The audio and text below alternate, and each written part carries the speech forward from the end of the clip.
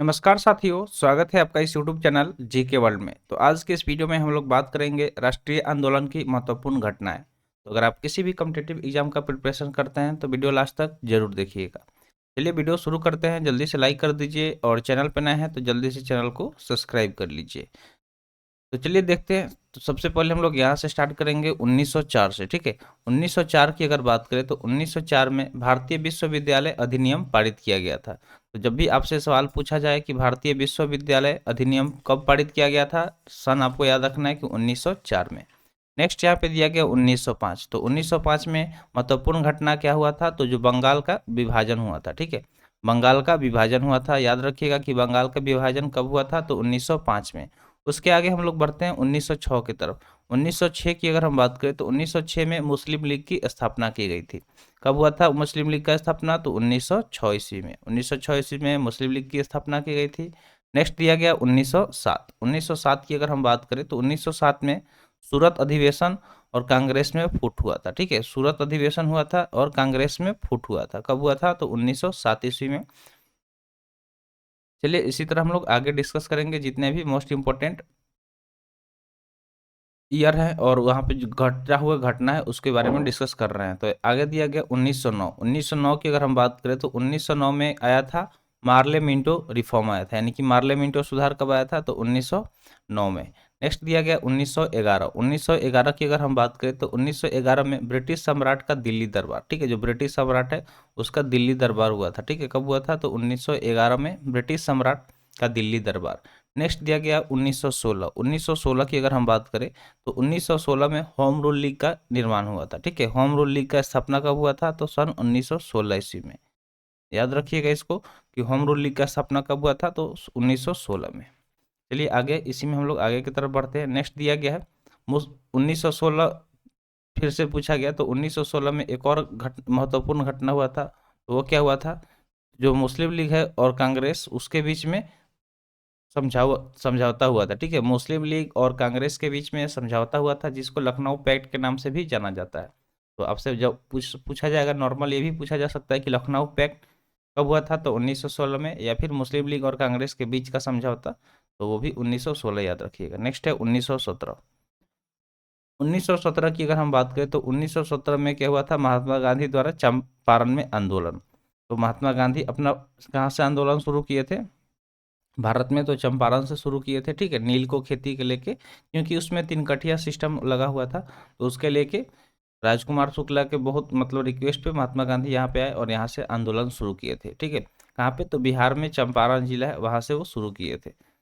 आगे हम लोग बढ़ते हैं। नेक्स्ट दिया गया 1919। 1919 की अगर हम बात करें तो 1919 में एक एक्ट पास किया गया था जिसका नाम था रोलेक्ट एक्ट। ठीक है, रोलेक्ट एक्ट। ठीक है, इसको बोला जाता है ना तो वकील ना दलील वाला नियम था। ठीक है, इसमें अगर आपको पुलिस पकड़ के ले जाएगी तो ना तो वकील की जरूरत पड़ेगी ना दलील की। ठीक है, ना वकील आपका का सुना जाएगा ना दलील का, तो उसको रोलेक्ट एक्ट बोला गया।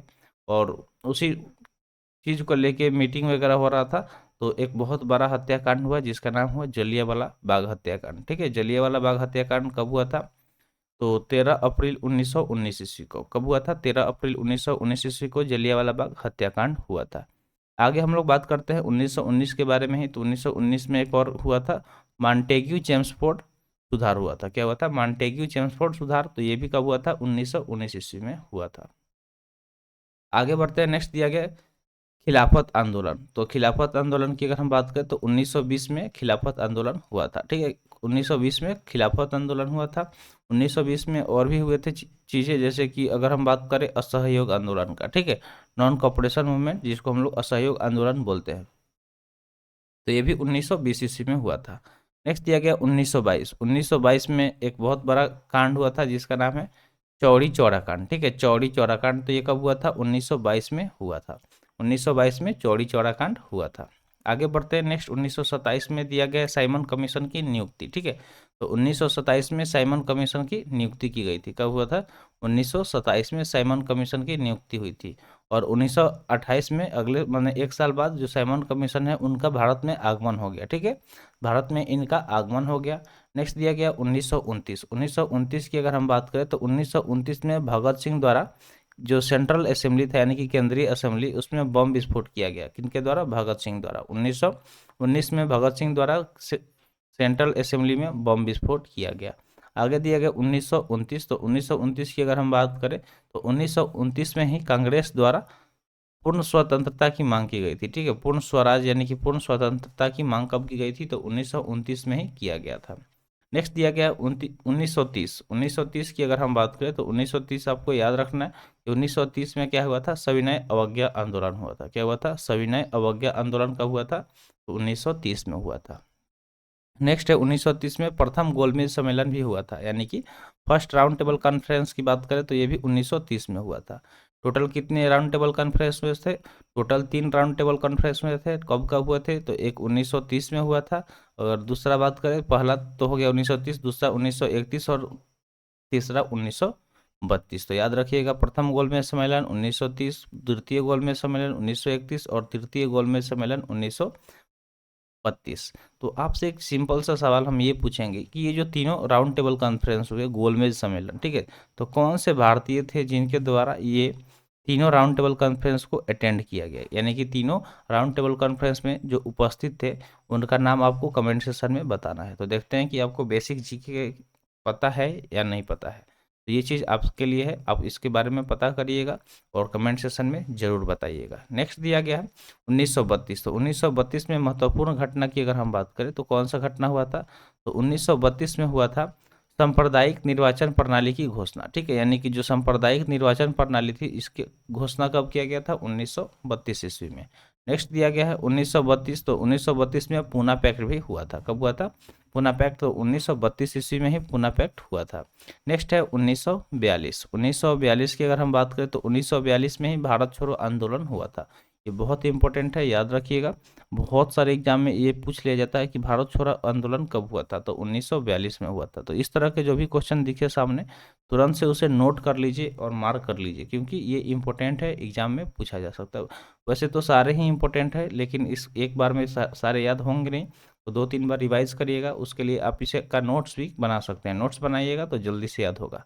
नेक्स्ट है 1942। तो 1942 की अगर हम बात करें तो क्रिप्स मिशन का आगमन हुआ था। किसका आगमन हुआ था? क्रिप्स मिशन का आगमन कब हुआ था? तो 1942 में। 1943 की बात करें तो 1943 में आज़ाद हिंद फौज का स्थापना हुआ था। ठीक है, 1943 में आज़ाद हिंद फौज का स्थापना हुआ था। नेक्स्ट है 1946। 1946 की अगर हम बात करें तो कैबिनेट मिशन का आगमन हुआ था। 1946 में कैबिनेट मिशन का आगमन हुआ था। आगे दिया गया 1946। तो 1946 में ही भारतीय संविधान सभा निर्वाचन भी हुआ था। ठीक है, भारतीय संविधान सभा का निर्वाचन भी कब हुआ था? तो 1946 में ही हुआ था। नेक्स्ट दिया गया 1946। तो 1946 में बहुत सारे घटना हुए हैं, जो जो यहाँ पे इसे नोट डाउन कर लीजिएगा। जैसे ये सारे इंपॉर्टेंट है, ऐसे घटना तो होता रहता है, लेकिन जो इंपॉर्टेंट है, जो हमारे लिए बहुत इंपॉर्टेंट है, जिससे क्वेश्चन आ सकते हैं। तो 1946 में बात करें तो अंतरिम सरकार की स्थापना भी की गई थी। ठीक है, जो अंतरिम सरकार है, इंटरिम गवर्नमेंट, इसका भी स्थापना कब किया गया था? तो 1946 में किया गया था। आगे बढ़ते हैं 1947 की तरफ। 1947 की अगर हम बात करें तो 1947 में भारत के विभाजन की माउंटबेटन योजना भी आई थी। ठीक है, जो भारत का विभाजन को लेके माउंटबेटन द्वारा एक योजना भी लाई गई थी। नेक्स्ट आगे अगर हम बात करें 1947। तो 1947 में भारतीय स्वतंत्रता प्राप्ति राष्ट्रीय आंदोलन की महत्वपूर्ण घटना है। ठीक है, क्या हुआ था? तो भारतीय स्वतंत्रता प्राप्ति राष्ट्रीय आंदोलन की महत्वपूर्ण घटनाएं हुई थी। अब आगे बढ़ते हैं।